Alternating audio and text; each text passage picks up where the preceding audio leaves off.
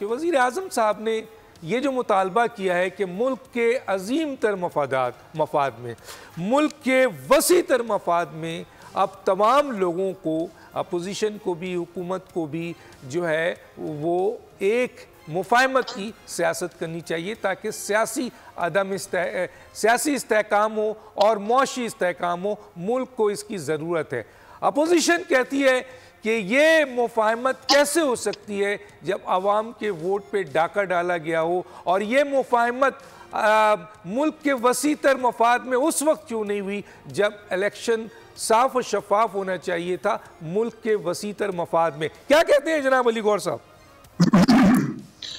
बिस्मिल्लाहिर्रहमानिर्रहीम। डॉक्टर साहब, आपका जो सवाल है वो इंतहाई अहमियत के हामिल हैं और बिल्कुल ठीक बात है कि मुल्क के वसी तर मफाद में यही है कि मुल्क में जो है वो अमन अमान कायम हो, और जिस तरह से साबका अदवार में जिन मतलब है कि तबकात की तरफ से या जिन पॉलिटिकल पार्टीज़ की तरफ से मुल्क में हंगामा आराइयाँ की गई, मुल्क में इंतशार फैलाया गया। मैं जिक्र करूँगा 2013 के धरनों का। आपने देखा कि उस वक्त भी PMLN की हुकूमत थी और किस तरह से धरने हुए, किस तरह से कौमी असम्बली के इर्द गिर्द जो है और सुप्रीम कोर्ट के इर्द गिर्द कब्रें खोदी गई और पुरअमन एहतजाज के नाम के ऊपर एक इंतशार फैलाया गया मुल्क के अंदर। PTV पर हमला किया गया और फिर उस वक्त भी ये बात की गई थी कि जो इंतखाबात हैं वो मुनसफाना नहीं हुए। सुप्रीम कोर्ट में एक कमीशन बना और उस कमीशन ने ये फैसला दिया कि जो इलेक्शंस हैं उनमें कोई मुनज़्ज़म धांधली नहीं हुई। इसके बावजूद वो चीज़ें थमी नहीं। आपको याद होगा कि चाइना के सदर का जो दौरा था वो भी 1 साल लेट हुआ, लेकिन इसके बावजूद भी PMLN ने उस दौर में डिलीवर करके दिखाया। और अब तो खैर आपने देखा कि जब फिर उनको हुकूमत के ऊपर बिठाया गया उसी तबके को, तो फिर पाकिस्तान किस तरह से मुआशी बदहाली का शिकार हुआ।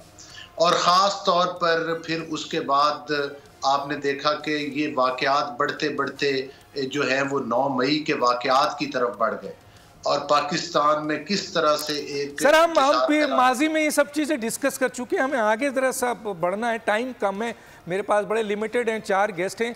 तो मेरा जो पॉइंट है वो ये है कि आप मुफाहमत चाह रहे हैं तो मुफाहमत ज़रूरी तो है, लेकिन वो ये कहते हैं कि इलेक्शन से पहले मुफाहमत क्यों नहीं हुई, एक एजेंडे पे कि साफ और शफाफ इलेक्शन, उस पर क्यों नहीं बैठे? क्या वो मुल्क का वसी मफाद नहीं था? इस पर ज़रा कमेंट दीजिए, वरना तो सर अकेले आपके साथ सोलो करूँगा किसी दिन, तो चले पूरी कहानी बताइएगा जी जल्दी। देखिए डॉक्टर साहब बात ये है कि ये कहना कि जनाब धांधली हुई है, हाँ, जहाँ तक तहफ़्फ़ुज़ात हैं वो किसी भी पॉलिटिकल पार्टीज़ को, तमाम पॉलिटिकल पार्टीज़ को हैं। हम भी समझते हैं कि पंजाब के अंदर मुख्तलिफ हलकों में हमारे साथ हमारे भी तहफ़्फ़ुज़ात हैं, लेकिन उनके फ़ोरम्स मौजूद हैं। इन मसाइल का हल इंतशार फैलाने में नहीं, इन मसाइल का हल बदअमनी फैलाने में नहीं। इनका वाहिद हल है कि हम तमाम लोग, तमाम पॉलिटिकल पार्टीज जो मुतलका फ़ोरम्स हैं, जो कानूनी और आइनी फ़ोरम्स हैं, हमें उनसे रिव्यू करना चाहिए, वहां पर बात करनी चाहिए जाए कि इन चीजों का फैसला फिर पहले की तरह सर, बहुत सही, सड़कों पर आकर ठीक है। मैं सब्सक्राइब करें और बेल दबाएं ताकि कोई खबर रह न जाए।